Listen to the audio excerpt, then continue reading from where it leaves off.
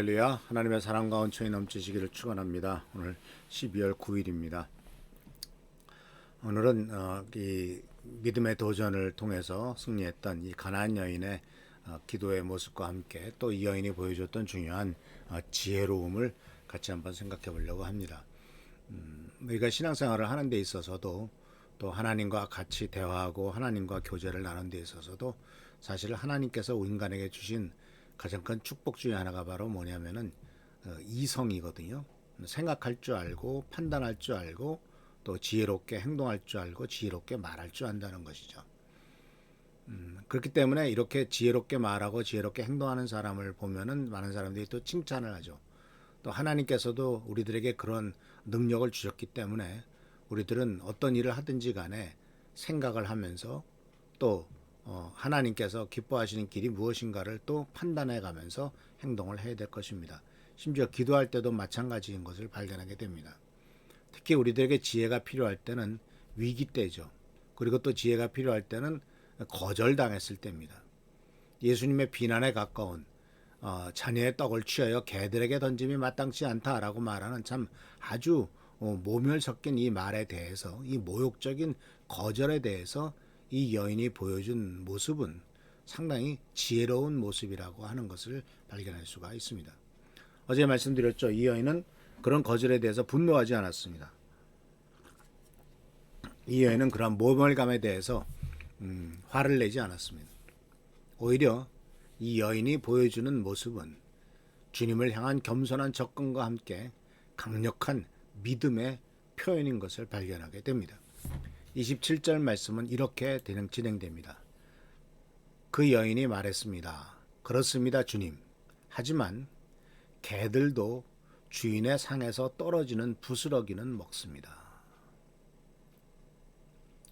이 여인의 말은 크게 세 가지를 얘기하죠. 첫 번째는 그렇습니다 라고 말합니다.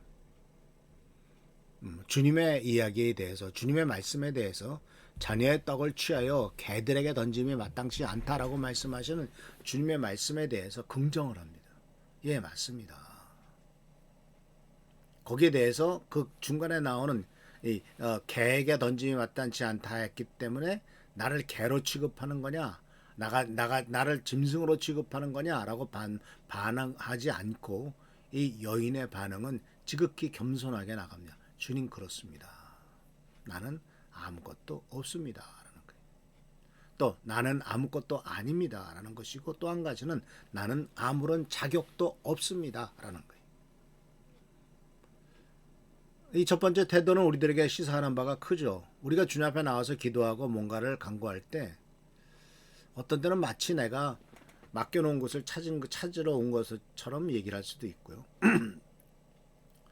창고 주인에게 가서 무슨 물품을 내주는 증명서를 갖고 가서 앞으로 이 물건을 내주라고 사인했으니까 내주십시오 하고 물품 목록을 던져주거나 물품 목록을 이렇게 하나하나씩 읽는 것과 같은 식으로 기도를 하는 태도가 없지 않아 있죠. 근데 사실 우리는 응답은 하나님께서 우리들에게 그냥 은혜로 주시는 것이지 우리가 어떤 능력과 자격이 있는 것을 있어서 받는 것은 아니지 않습니까? 이 여인은 말합니다. 그렇습니다. 나는 아무것도 아니고 나는 아무런 자격도 없습니다. 근데 자격 없다고 물러갈 거예요? 자격 없다고 이제 끝났구나라고 포기할 겁니까? 아니죠. 여인이 보여준 모범은 그러나라는 말씀입니다. 그렇지만, 하지만, 그렇습니다. 주님, 그렇지만 개들도 주인의 상에서 떨어지는 부스러기는 얻어먹습니다. 그 성경 원어에 보면은 이 개라고 하는 단어도 여러 가지 의미가 있고 여러 가지의 호칭이 달라요. 예를 들자면 들개도 있을 것이고요. 또 커다란 개도 있고 또 애완견처럼 요새는 뭐 반려동물이라고까지 말하는데 그런 작은 개들도 있는데 이 여인이 사용한 개라고 하는 이 단어는 반려동물과 같이 작고 이쁜, 그리고 주인의 밥상에서 같이 항상 떨어지는 것을 기다리는, 집에서 키우는 그런 개를 상징하는 단어를 썼다고 합니다. 이거 커다란 개가 아니라 주인의 상에서 떨어지는 부스러기만 해도 충분히 만족해하는. 그러니까 그래서 어떤 교회에서는 부스러기 은혜란 말을 썼죠. 물론 하나님께서 우리들에게 주시는 십자가의 은혜는 부스러기가 아니죠. 하나님의 아들의 생명의 대가인데 그게 어떻게 부스러기일 수가 있겠습니까? 근데 이것은 이 여인이 보여주고 있는 것은 그만큼 나는 그만큼이라도 충분하다라고 하는 아주 겸손함을 보여주는 얘기죠. 오직 주님께서 주시는 은혜는 지극히 적은 것이라 할지라도 그것만으로도 나의 삶의 모든 문제는 다 해결할 수 있습니다라고 선언을 하는 거죠. 사실 예수님의 보혈의 피가 뭐 1리터가 쏟아져야 됩니까? 보혈의 피 한 방울이라도 그 보혈의 피의 은혜가 우리들의 삶을 축복과 은혜로서 변화시키는 건 아닙니까? 그러니까 오직 주님만이 나의 삶의 문제를 해결할 수 있다라고 하는 확신을 이 가나안 여인은 아주 지혜롭게 표현하고 그것을 드러내고 있더라는 것이죠. 자, 이런 상황에 대해서 이제 예수님께서 그제서야 이제 28절 말씀 속에서 이렇게 얘기를 하십니다. 28절에 그제서야 예수께서 그 여자에게 말씀하셨다. 여자여, 참으로 내 믿음이 크다. 내 소원대로 되어라. 바로 그 시각에 그 여자의 딸이 나왔다. 내 소원대로 되라라고 하는 주님의 그 축복의 말씀이 선언되기 전에 내 믿음이 크다라는 말이 나옵니다. 그리고 이 말씀 속에서 이 마태는 그제서야라는 단어를 쓰죠. 이제서야 그때쯤 돼서야 예수님께서 그 여자에게 믿음이 크다라고 말씀하셨어요. 그러니까 3번의 거절에도 불구하고 끝까지 붙잡는 것을 보시고 그제서야 내 믿음이 크다라고 말씀하시면서 개로 취급을 당해도 그것에 대해서 분노하지 않고 오히려 작은 개는 주인의 그 상에서 떨어지는 부스러기를 먹습니다라는 말을 통해서 친근감을 이끌어내는 그런 모습들이 바로 그 여인이 보여줬던 강력한 믿음의 모습을 발견하게 되는 거죠. 그렇기 때문에 주님께서는 내 소원대로 되라라고 말씀하셨습니다. 내 딸이 고쳐졌다라는 것입니다. 그래서 사랑하는 성도 여러분, 우리들의 삶 속에 이러한 상황들이 참 많죠. 그렇기 때문에 하나님의 기도가 응답되지 않는다 또는 거절됐다라고 할지라도 거절로 들으시지 마시기 바랍니다.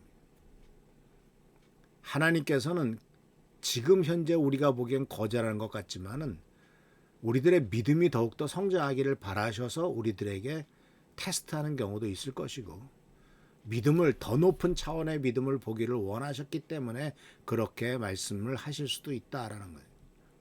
그래서 중요한 것은 주님이 원하시는 뜻을 알라는 것이죠. 주님이 원하시는 그 뜻을 파악하라는 겁니다. 물론 사도 바울은 내 은혜가 내게 족하다라고 말씀하심으로써 완곡하게 그의 기도를 거절하셨습니다만 그러나 그것은 거절이 아니 그 바울이 원하는 대로의 기도 응답은 아니었죠. 그러나 하나님은 또 다른 차원 높은 차원으로서 응답하셨다는 사실을 우리는 기억하지 않습니까? 그래서 사랑하는 성도 여러분, 우리는 주님으로부터 기도 응답을 이끌어내기 위해서 또 정말 하나님께서 우리들에게 기쁘게 기도 응답하시기 위해서는 가장 중요한 것은 믿음으로 행하는 것이란 사실을 잊지 마시길 바랍니다. 믿음을 하나님 앞에 보여주시는 것이라는 것이 가장 중요하다는 사실을 잊지 말고 항상 믿음으로 하나님 앞에 나가고 믿음으로 하나님 앞에 응답하는 우리 귀한 성도님들 되시기를 축원합니다. 기도하겠습니다. 오늘도 주께서 함께 하신 은혜를 감사드립니다. 하나님은 우리들에게 믿음을 보길 원하시고 믿음으로 응답하기를 원하십니다. 간절히 간구하고 나기는 현재 상황이나 또는 주님께서 거절하셨다고 느낄 때나 포기하거나 실망하지 않도록 도와주시고 더욱더 깊은 믿음과 하나님만을 온전히 의지하겠다는 확신을 갖고 하나님 앞에 더욱더 다가가는 우리가 되도록 축복과 능력을 더하여 주시옵소서. 오늘도 함께하여 주옵시고 지켜보살펴 주시고 보호하시고 도와주시기를 바라옵고 예수 그리스도의 이름으로 축복하며 간절히 기도하옵나이다. 아멘. 감사합니다. 할렐루야. 주님께서 오늘도 함께 하시며 여러분의 기도가 다 응답되며 주께 영광 돌리는 귀한 하루가 되기를 축원합니다. 할렐루야. 축복합니다.